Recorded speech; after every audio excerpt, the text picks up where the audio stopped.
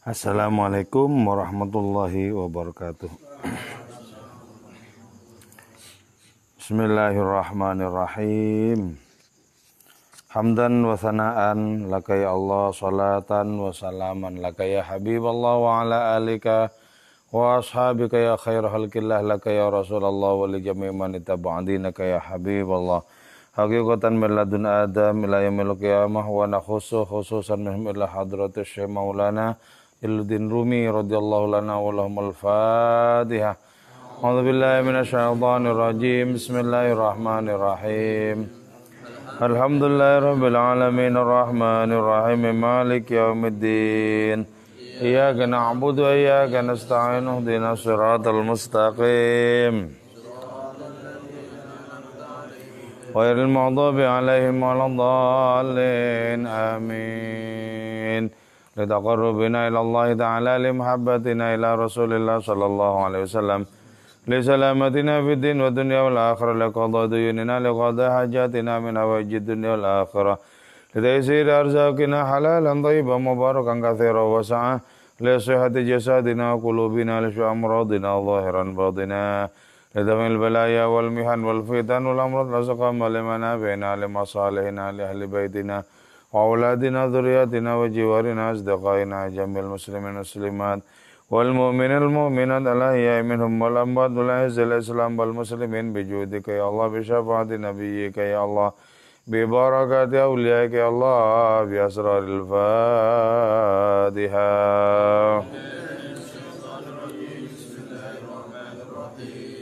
الحمد لله رب العالمين الرحمن الرحيم مالك يوم الدين نستعين اهدنا الصراط المستقيم مغضوب عليهم ولا الضالين آمين. قال المصنف رحمه الله تعالى ونفعنا بعلومه وأمدنا بأسراره وفاض علينا من بركاته وبكم آمين. Bismillahirrahmanirrahim. Ingkar Musa. Adapun bab ini ialah menjelaskan tentang ingkarnya Nabi Musa alaihissalam munajat ar-ra'i terhadap munajatnya seorang penggembala. Ra'a menyaksikan Musa, siapa Nabi Musa alaihissalam, hadar ru'at kepada salah seorang penggembala fitorik di jalan. Karena ada itu hadar ru'at yaqulu ialah mengatakan hadar ru'at, ya Rabbi, wahai Tuhanku, wa ya Allah, wahai Allah, aina anta, di manakah engkau hatta aku hingga ada aku tabi'an ialah mengikuti laka bagimu. Ardaqa akan merapikan aku na'laka kepada sandalmu, wa amsadun akan menyisir aku ra'saka kepada rambutmu. Awsila akan membasuh, akan mencuci aku thiyabaka terhadap baju-bajumu, wa aqdula dan membunuh aku kepada suatu fi'at dalam itu thiyab yang komalin dari kutu, wa atiyaka dan akan memberikan aku kepadamu bil halib dengan susu. Ayuhal muhtashim, wahai yang terhormat, aqbala akan menjum aku yadakal lati terhadap tanganmu yang lembut itu, wadlaka dan akan menggosok aku qadamaka kepada kakimu al-latifah yang lembut. Wa indama yahinu waktu naumika dan manakala sudah sampai, sudah tiba waktu naumika apa waktu tidurmu, agnaso akan menyapu aku maka nak terhadap tempatmu al-jamil yang indah. Ya man fidauka kullu ma'zin, ya man wahai engkau fidauka adapun tebusanmu, kullu ma'zin ialah setiap orang yang menghibur, wa ya man wahai engkau ala dzikraka atas zikir kepadamu, sayhatu wajdi wa syauqi adapun jeritan cinta dan rinduku, wa akhadha likar ra'i yajtifu ala hadzal nahwi, wa akhadha dan terus menerus dzalika ra'i siapa itu penggembala, yajtifu menyatakan itu ra'i ala hadzal nahwi terhadap kalimat semacam ini, Faqala lahu Musa, maka berkata lahu bagi itu Hadrat Musa, siapa Nabi Musa alaihissalam, ma'man beserta siapa tatahaddatsu berbincang-bincang kau ya fulan wahai fulan. Qala menjawab itu fulan, ma dzalika syahsi berserta ia alladzi khalaqa yang telah menciptakan alladzina kepada kita, walladzi abdadan dia abda'a yang telah mewujudkan tulladzi hadzal ardu terhadap bumi ini, wa hadzal falak dan planet ini. Qala Musa alaihissalam menyatakan siapa Nabi Musa alaihissalam, inta bisadunlah engkau laqad sirta sungguh telah jadi engkau syadidul idbar ialah sangat mengingkari, laqad kharajta aslan sungguh telah keluar engkau aslan sama sekali an millatil Islam dari agama Islam, wasirta dan jadi engkau kafiron ialah seorang yang kafir. Nabi Musa bertemu dengan salah seorang penggembala ya. Penggembala itu bilang, "Ya Tuhan, ya Allah, di mana engkau? Aku akan mengikutimu." Nah, ini ya komunikasi dengan Allah Ta'ala dalam tanda kutip diturunkan menjadi komunikasi dengan makhluk. Engkau di mana? Aku akan mengikutimu. Itu kan komunikasi di antara sesama makhluk. Terus lebih tegas lagi, aku akan merapikan sandalmu, aku akan menyisir rambutmu. Di mana engkau Tuhan? Jadi apa yang sesungguhnya tidak biasanya disematkan kepada Allah oleh salah seorang penggembala yang disematkan. Kan merapikan sandal, masa Allah bersandal? Atau menyisir rambut, masa Allah berambut? Ini si penggembala ini. Terus, sila thiyabaka, aku akan mencuci pakaian-pakaianmu. Aku akan membunuh kutu yang ada di pakaian itu. Memang pakai pakaian ada kutunya, kan enggak? Terus aku akan memberikan kepadamu susu, wahai yang terhormat. Aku akan mencium tanganmu yang lembut. Aku akan menggosok kakimu yang lembut itu. Dan ketika sudah sampai waktu tidurmu, aku akan menyapu tempatmu yang indah itu. Jadi segala sesuatu yang sesungguhnya tidak pantas disematkan untuk Allah oleh salah seorang penggembala ini kemudian disematkan. Nah, di sini berarti apa?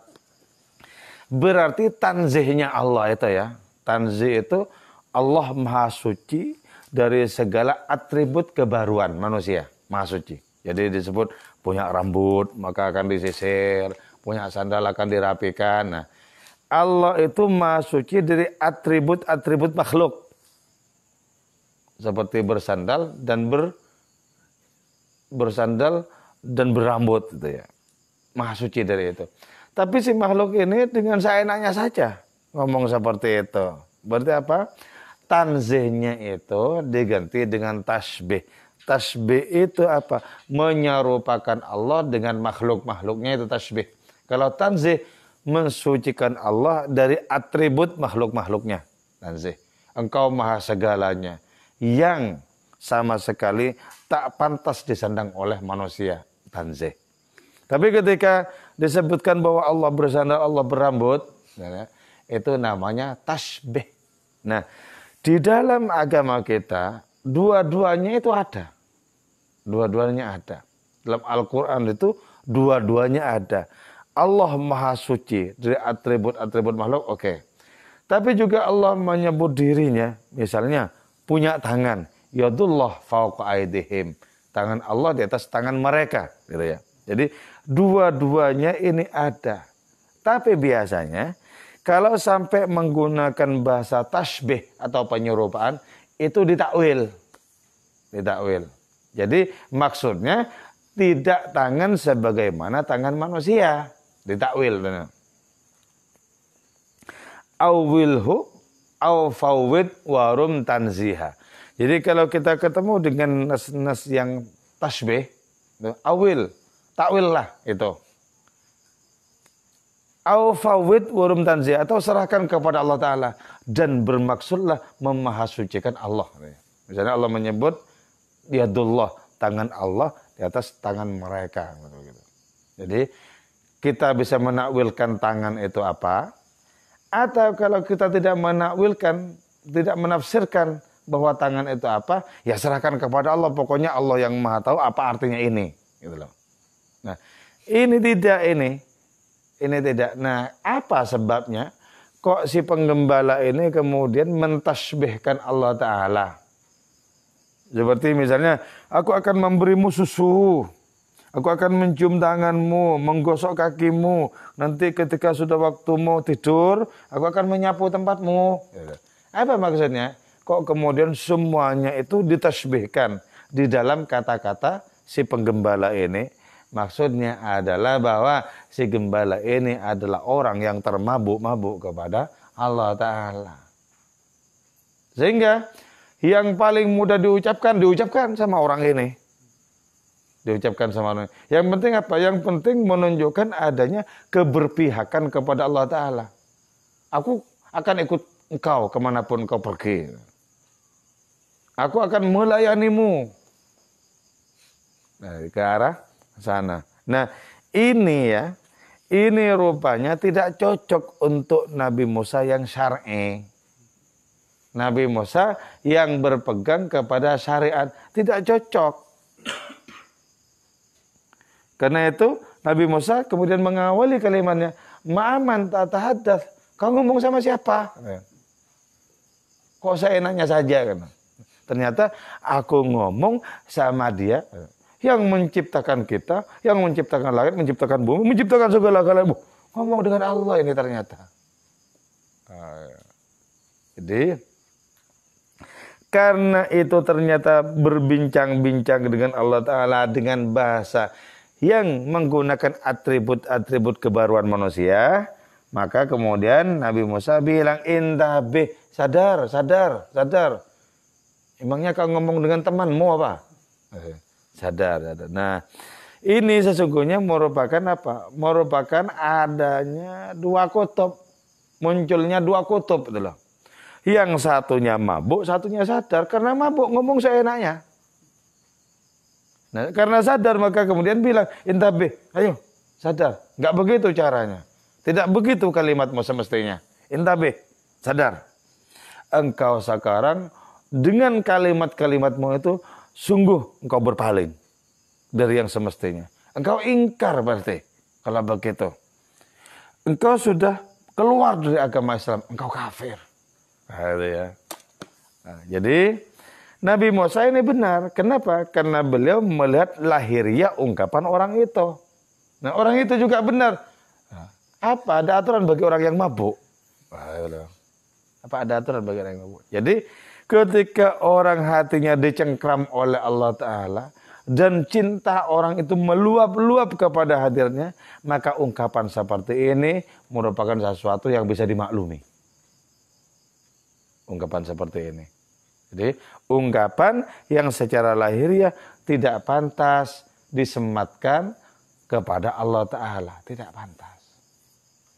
Tapi karena orang itu sudah melabrak berbagai macam aturan dengan kegilaan yang dimiliki, apa artinya pantas dan tidak pantas? Jadi, apa artinya pantas dan tidak pantas? Saat itu. Ayyuhura'in hadha. Ini gurauan macam apa, kata Nabi Musa itu. Emangnya kamu bersenda gurau apa? Engkau dengan Tuhanmu main gurau seperti itu. Wa ayyu kufrin wa'atahu. Kekufuran macam apa yang sudah kau terangkan dengan kata-katamu tadi itu? Iya. Jadi di sini rupanya ada batas bainahuma barzakhun la yabghiyan. Sama seperti adanya dua samudra, yang satu asin bahkan pahit, satunya tawar, dan di antara keduanya ada batas. Bainahuma barzakhun, ada batas. La yabghiyan, tidak saling merecoki. Jadi si mabuk ini berada di dalam koridor mabuknya, si sadar berada di dalam koridor sadarnya. Tetap nggak nyampur. Nanti di belakang setelah bab ini akan ada pembelaan Allah Ta'ala kepada si gila ini. Itu menunjukkan bahwa di antara hamba-hambanya itu ada yang memiliki cinta meluap-luap, cinta berkobar-kobar, yang tidak bisa dibatasi oleh peraturan-peraturan syar'i. Cinta berkobar. Kita yang tidak pernah merasakan seperti apa cinta meluap-luap itu cuma membayangkan ada orang yang dari saking gandrungnya kepada Allah, saking cintanya kepada Allah Subhanahu wa taala, buta kepada yang lain, termasuk juga buta kepada peraturan-peraturan itu. Bagaimana orang sadar ini bisa mengatur orang mabuk? Jadi perspektifnya itu berbeda, paradigmanya berbeda.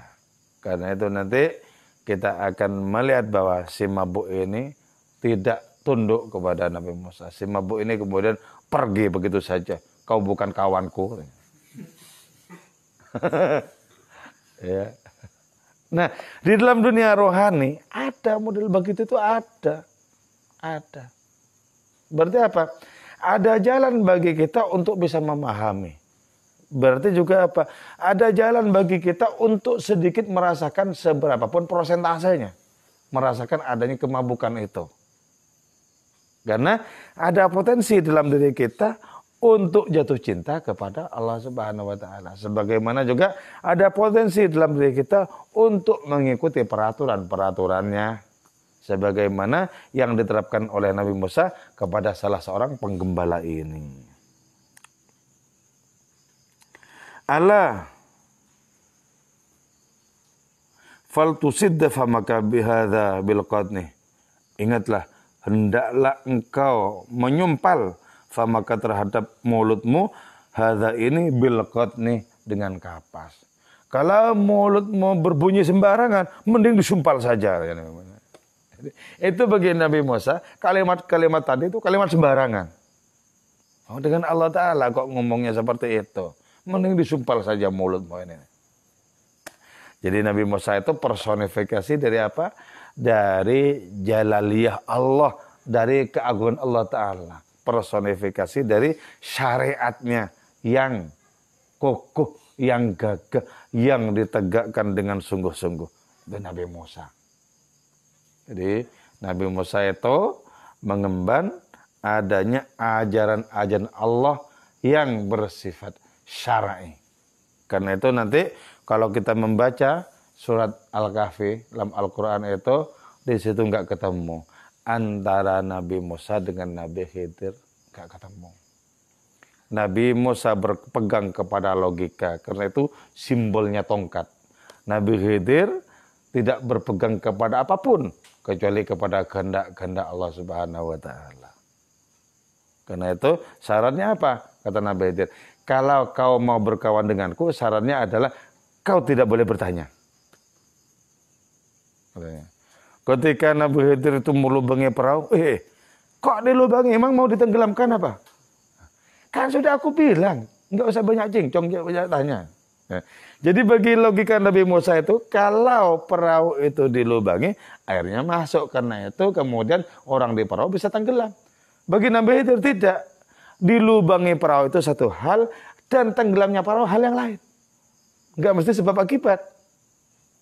Kenapa? Karena Allah Maha Kuasa. Andaikan bahkan lubang di perahu itu jauh lebih banyak porsinya ketimbang yang tidak berlubang, itu tidak lantas harus tenggelam. Kalau Allah Ta'ala menghendaki tidak tenggelam, tidak akan pernah tenggelam. Tapi bagi Nabi Musa yang berpikir secara logis itu, wah nggak bisa itu, nggak bisa. Demi keselamatan nggak boleh itu. Jadi berarti apa? Di dalam agama itu adanya penggunaan aplikasi akal pikiran itu memang dituntunkan. Sebagaimana juga adanya keyakinan kebersandaran kepada Allah Ta'ala itu juga diajarkan. Dua-duanya mesti dimiliki. Ketika dua hal itu berhadapan-hadapan dalam kubu yang berlawanan, maka tidak ada pertemuan, tidak ada konvergensi, titik temu itu tidak ada. Karena itu kemudian nggak cocok pada akhirnya. Jadi karena sudah 3 kali bertanya, 3 kali menyangkal, Nabi Musa itu, Nabi Khidir bilang, hadza firaqu baini bainik. Inilah perpisahan antara engkau dan aku. Jadi, karena itu Nabi Khidir punya ilmu yang Nabi Musa tidak punya. Tapi juga Nabi Musa punya ilmu yang Nabi Khidir nggak punya. Dalam tingkatan kenabian, tentu saja lebih tinggi Nabi Musa. Kenapa? Nabi Khidir itu salah satu umatnya. Terus Nabi Musa itu Rasul, tidak hanya Rasul, ulul azmi. Nabi Khidir nggak masuk di situ. Tapi walaupun tak masuk di situ, itu terserah Allah Subhanahu wa taala memberikan ilmu kepada orang-orang pilihannya dalam hal tertentu melampaui ilmu yang dimiliki oleh Rasulnya.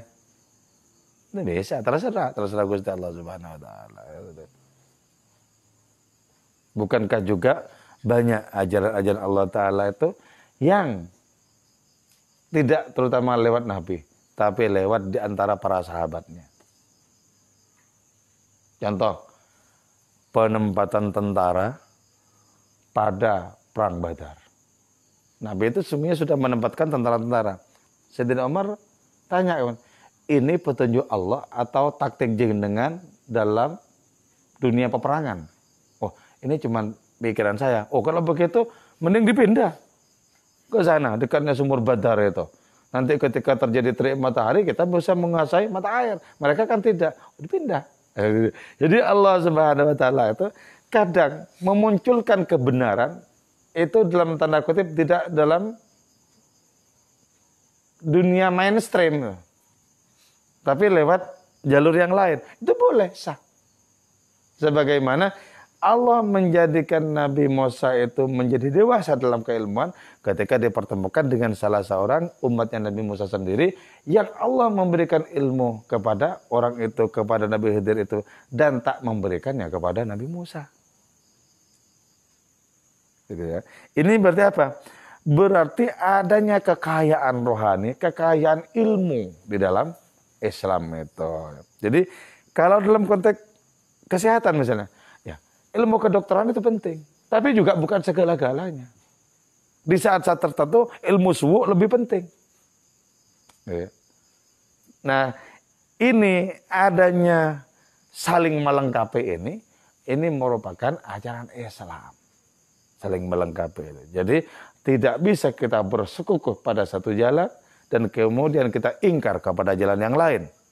Ada banyak jalan untuk sampai kepada Allah Subhanahu wa taala. Ada banyak jalan. Jadi Nabi Musa ini nanggapinya serius sekali kan. Ini gurauan macam apa? Ya, serius sekali. Padahal kata si gila, kata si penggembala itu, ini kan cuma kalimat enteng-entengan kok ditanggapi serius.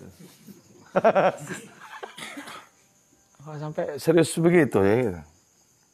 Sampai menyatakan, sumpal saja mulutmu dengan kapas, berbunyi sembarangan, ngomong sembrono. Laqad asaba natnu kufrika dunya binnat, sungguh telah menimpakan natnu kufrika apa kebusukan kekufuranmu itu dunia terhadap dunia binnat dengan kebusukan dunia ini menjadi busuk dengan kekufuranmu.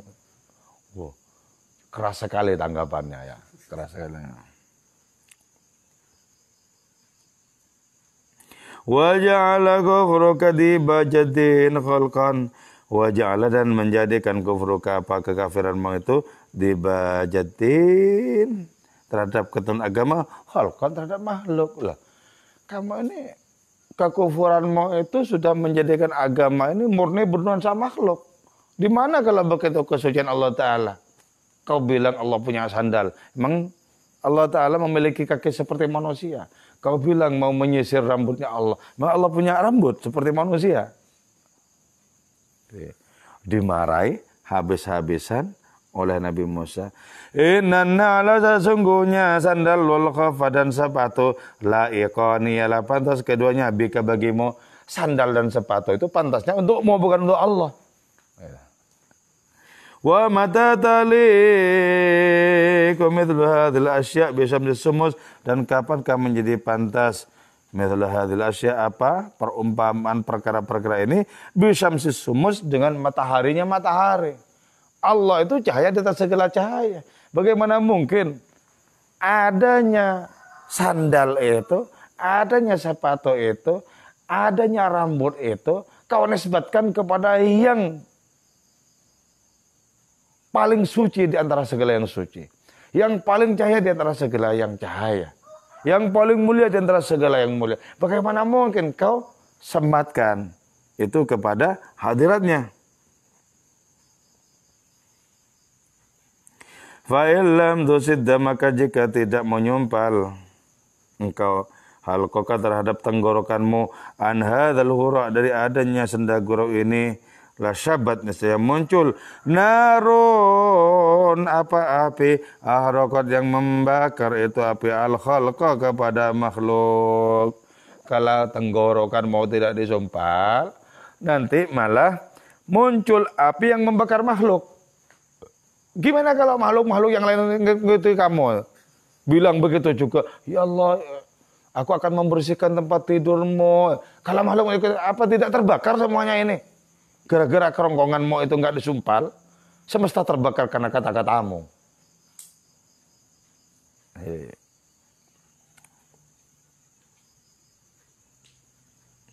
Wa illam takun kasyabat, wa illam takun, dan jika tidak ada itu api qad syabat, ialah muncul, fama hadzal dukhan. Terus apa artinya asap ini? Adanya asap ini menunjukkan adanya api gitu loh. Jadi kata-katamu ini memang masih asap, tapi kalau diteruskan ini menjadi kobaran api. Kata-katamu itu muncul dari genangan kekufuran. Jadi makin lama makin nggak nyambung keduanya ini. Walima iswadatir roh, dan kenapa roh itu menjadi hitam? Wa turidatin nafas, dan menjadi tersingkir an-nafs, apa jiwa. Kenapa roh itu menjadi hitam? Kenapa jiwa-jiwa itu kemudian tersingkir dengan kata-katamu seperti itu? Jadi oleh Nabi Musa, kata-kata si penggembala ini disebut bukan kata-kata tanda kecintaan, bukan. Itu murni kata-kata yang muncul dari kekufuran, kata-kata yang menjadikan atau berpengaruh pada jiwa-jiwa yang akan terhempas.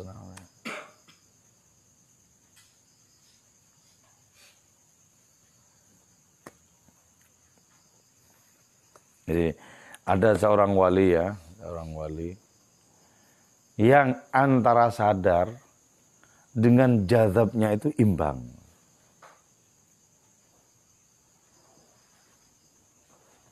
Yaitu Syekh Ahmad Al-Badawi.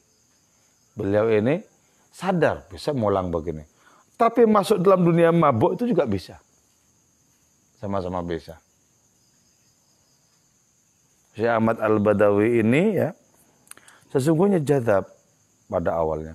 Allah memberikan akal, memberikan kecerdasan luar biasa. Lalu kemudian bisa menjelaskan, padahal jarang sekali orang jazab itu bisa menerangkan. Jarang. Jadi kalau jazab itu ya tergila-gila kepada Allah, ya dia sendiri begitu. Tapi dia tidak bisa menjelaskan bagaimana ini terjadi. Bagaimana ini semestinya. Gak bisa. Nah kalau Syekh Ahmad Al-Badawi ini bisa. Dia mabuk kepada Allah itu bisa menikmati dan menjelaskan apa yang dialami itu juga bisa.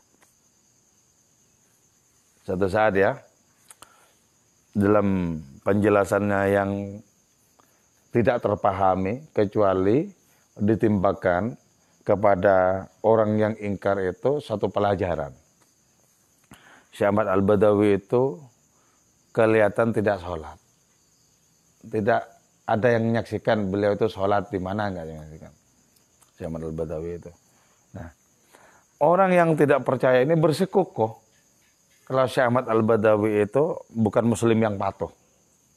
Bersikukuh. Buktinya apa? Enggak sholat. Sini kamu katanya. Orang yang ingkar tuh. Mendekat ditendang. Ditendang itu kemudian terlempar jauh sampai akhirnya berada di sebuah pulau. Jadi dari saking jauhnya tek tendang. Berada di sebuah pulau tak berpenghuni. Tidak ada rumah di situ, tidak ada penduduk di situ. Tidak ada penduduk di situ. Tapi ya, tidak ada penduduk di situ. Orang yang ditendang ini merasakan kebingungan luar biasa. Sepanjang hari di situ seperti tidak ada kehidupan. Kecuali di pinggirnya itu ada ombak mendebur-debur di pulau itu. Ketika menjelang hampir tengah hari, ada seseorang tiba-tiba yang datangnya entah dari mana. Orang itu kemudian bilang, kamu ditendang Al-Badawi. Iya. Terlempar di mana? Saya nggak tahu di mana ini. Ini seperti pulau tak berpenghuni. Terus juga tadi tidak orang. Terus jenengan kok tiba-tiba ada di sini? Terus keluhanmu apa? Keluhanku adalah aku sangat sedih. Bagaimana nanti kalau aku tidak bisa pulang? Saya merasa dosa yang sangat besar merasakan terhadap Syekh Ahmad Al-Badawi itu. Karena saya tidak yakin bahwa beliau adalah orang yang patuh kepada Allah. Saya tidak yakin beliau adalah muslim yang tunduk. Oh, tenang, tenang. Tenang bagaimana? Tenang saja. Nanti ketika sudah manjing, salat zuhur, nah, beliau akan datang ke pulau ini. Menjadi imam di antara para wali. Jadi ternyata apa? Ditunggu manjing salat zuhur itu, berdatangan wali-wali itu berterbangan ke pulau itu. Nah, terus datang terakhir itu Syekh Ahmad Al-Badawi menjadi imam di pulau itu ternyata. Menjadi imam sholat itu di pulau itu. Sehabis sholat itu dengan perasaan bersalah gitu ya. Ini munduk-munduk orang itu ke hadapan Syekh Ahmad Al-Badawi. Kamu yakin? Betul-betul yakin bahwa saya bukan seorang muslim yang patuh? Tidak yakin. Jenengan adalah seorang wali. Orang yang istimewa di hadapan Allah Ta'ala. Akhirnya apa? Dari pulau itu ditendang oleh Syekh Ahmad lagi. Ditendang persis nyampe di depan pintu rumahnya sendiri. Ya. Jadi ini perpaduan yang imbang Syekh Ahmad Al-Badawi ini. Antara kejadaban, kemabukan kepada Allah Ta'ala, dan kesadarannya. Nah, coba bayangkan. Betapa sangat mulia Allah meletakkan makam Syekh Ahmad Al-Badawi di situ. Di puncak kesadaran, di puncak kemabukan sekaligus. Coba kita membayangkan bagaimana nikmatnya orang seperti itu ketika sholat kepada Allah Ta'ala. Allahu Akbar, nikmatnya itu loh. Nah, ini merupakan pelajaran bagi kita bagaimana kita memproses rohani itu sampai di kenikmatan seperti itu. Makanya belajar untuk tidak banyak menoleh ke sana kemari, membayangkan ini dan itu. Belajar untuk hati tersambung dengan Allah Ta'ala. Walaupun untuk tersambung itu mati-matian kita berusaha. Belajar. Jangan dibiarkan. Lalai makin jauh lalainya itu. Jangan dibiarkan. Sadar kita lalai, sambung lagi rohani kita dengan hadirnya. Fokus lagi kepadanya. Bagaimana?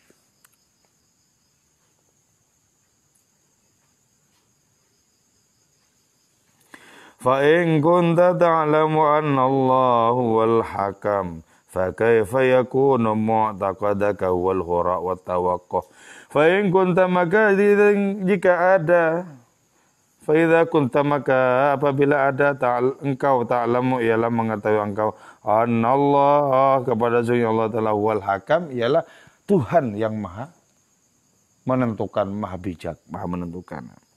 Fakaifa maka bagaimana yakun ada mu'taqaduka apa keyakinanmu itu huwal hura itu senda gurau wa tawaqqu dan memalukan.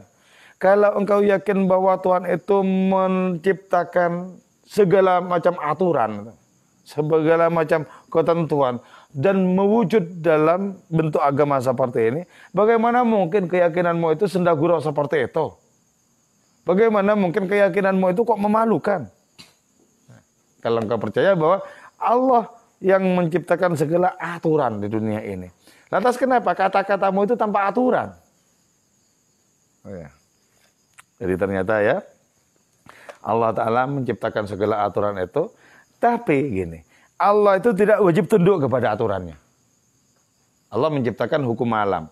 Tapi apakah Allah Ta'ala wajib tunduk kepada ketentuannya yang berupa hukum alam? Yang enggak, terserah Allah itu. Saudara Allah Ta'ala kan begitu. Hukum alamnya ya, kalau api itu membakar. Tapi kalau Allah Ta'ala menjadikan api itu menyejukkan, ya boleh juga. Boleh juga. Jadi tidak harus tunduk kepada adanya hukum alam yang diciptakan. Tidak harus tunduk kepada sunnahnya sendiri. Tidak. Nah, dari sini kita kemudian ya bisa memperdalam adanya keyakinan bahwa kita yang seperti ini biasanya begini. Jangan hanya berhenti di biasanya begini dan begitu. Allah Ta'ala sangat kuasa untuk membebaskan kita dari biasanya begitu dan begitu. Nah, kalau kita hanya berhenti kepada adanya hukum alam yang berlangsung untuk diri kita, maka betapa sempitnya. Misalnya, kita seperti ini, tidak punya pekerjaan apa ya punya ini dan itu. Ya? Kan hukum alam itu. Jangan begitu. Itu harus kita jebol dalam keyakinan kita. Kalau Allah berkehendak menjadikan kita ini kaya juga bisa. Menjadikan kita ini bisa gitu loh. Jadi ini artinya apa? Kita mesti membebaskan diri dari anggapan-anggapan yang kita cipta untuk diri kita sendiri. Harus dibebaskan. Dibebaskan. Jadi jangan hanya bersandar kepada keterbatasan kita. Kita juga mesti bersandar kepada ketakterbatasan Allah Subhanahu wa Ta'ala. Misalnya, waduh kalau begini gagal nggak jadi. Nah itu kan membatasi diri. Sebab kalau Allah Ta'ala menghendaki jadi tetap Pak. Jadi jangan hanya bersandar kepada pagar yang kita ciptakan. Bersandarlah pula kepada kuasa Allah Ta'ala untuk menjebol pagar itu. Jadi ada dua hal yang mesti kita pakai, yaitu penglihatan kita terhadap keterbatasan kita dan penglihatan kita kepada tak terbatasnya Allah Ta'ala. Dua. Misalnya, aduh kalau kayak gini kayaknya nggak bisa, ini nggak berubah-ubah kalau begini terus. Itu kan karena hanya sudah terpengaruh oleh pekarangan sempit yang diciptakan sendiri. Wong orang yang digdaya, orang yang luar biasa, itu bukan karena kemampuan mereka kok. Itu karena disokong oleh Allah gitu. Disokong oleh Allah Ta'ala. Syekh Abdul Qadir Jilani sampai kepada derajat yang tinggi. Bukan karena amalnya itu. Tapi murni karunia. Itulah, murni karunia. Satu hal. Di hal yang lain, kita juga sebagaimana beliau itu semangat beribadah, aku pun juga harus semangat. Jadi dua hal ini sama-sama dipegang. Ikhtiar itu kita pegang karena diperintahkan untuk ikhtiar. Tapi juga menyaksikan Allah Ta'ala menguasai segala sesuatu, kita pegang. Sehingga kita tidak hanya bersandar kepada ikhtiar-ikhtiar kita sendiri itu, tidak. Kita bersandar kepada kemahan Allah Ta'ala. Gitu ya.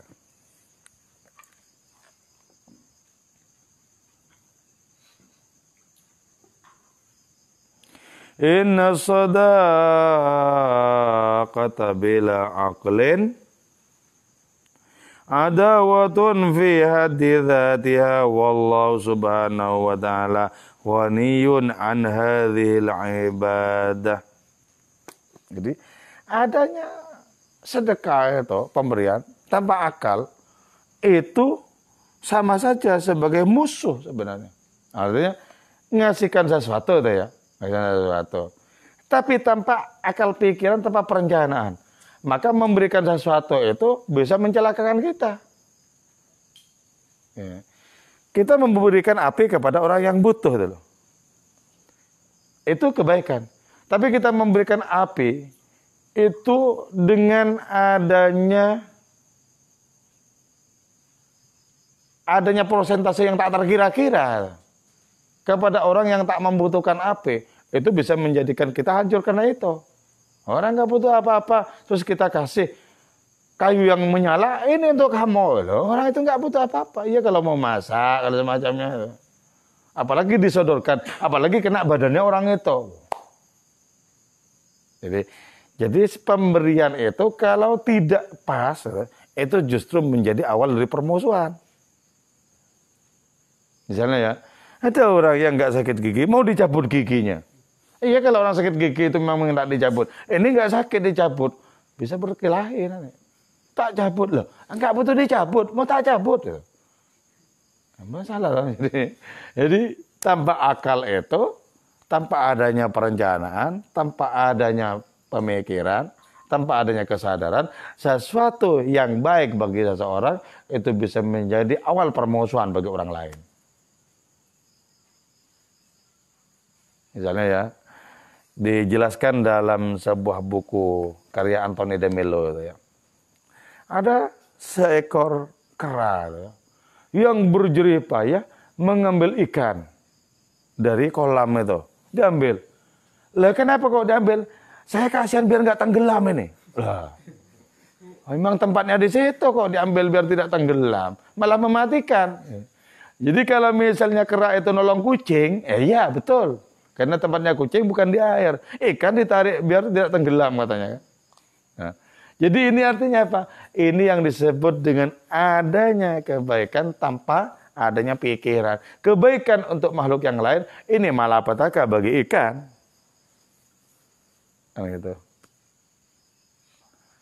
Ada binatang yang disebut oleh Syekh Abdul Qadir Jilani dalam kitab Al-Fathur Rabbani itu. Bernama salamander. Binatang itu hidupnya di tengah kobaran api.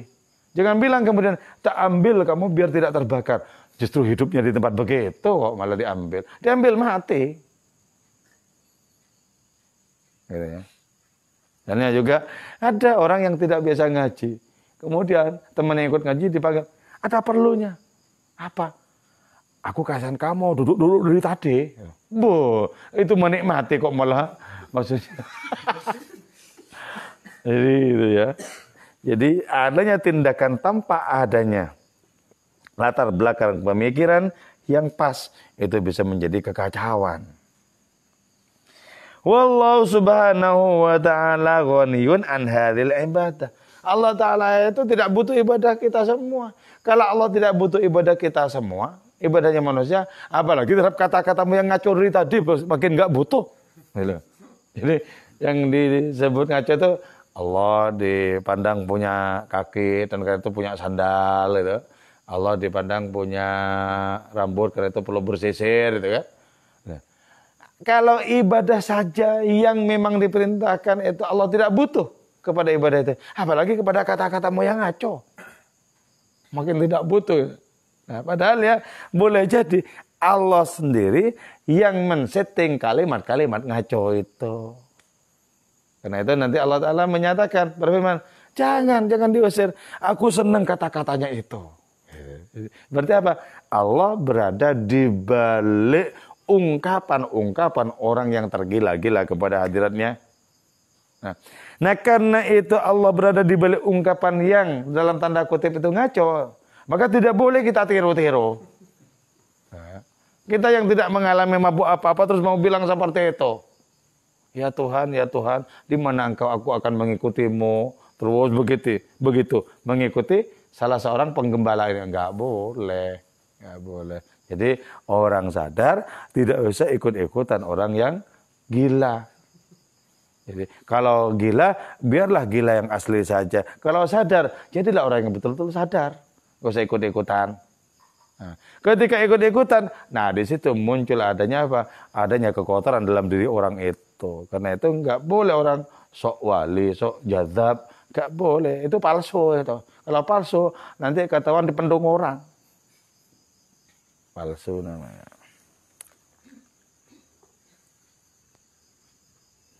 Fama man tatahaddat hakadha, beserta siapa engkau berbincang-bincang?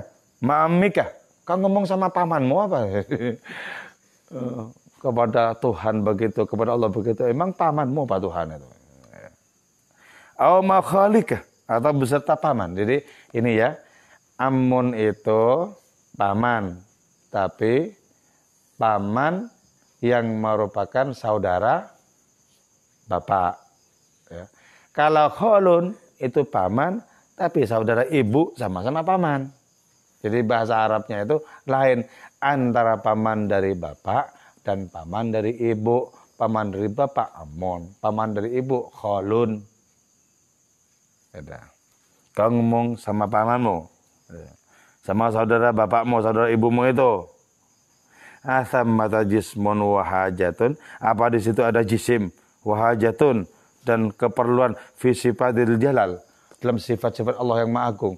Enggak ada. kata-katamu itu tidak nyambung dengan Allah yang Maha Agung, nggak nyambung kata-katamu itu. Tapi apa yang akan menggandoli si gila itu? Nggak urusan dengan nyambung dan tidak nyambung kan gitu. Yang namanya orang gila itu nggak ada hubungan, mau nyambung mau nggak nyambung terserah kamu. Jadi hanya orang waras yang menilai nyambung dan tidak nyambung. Bagi si gila, yang penting enak dikatakan, katakan saja. Jadi nggak ada urusannya dengan nyambung dan tidak nyambung. Jadi ada model kecintaan tak terkira-kira kepada Allah Ta'ala, sampai tidak ngurusin nyambung dan tidak nyambung itu loh.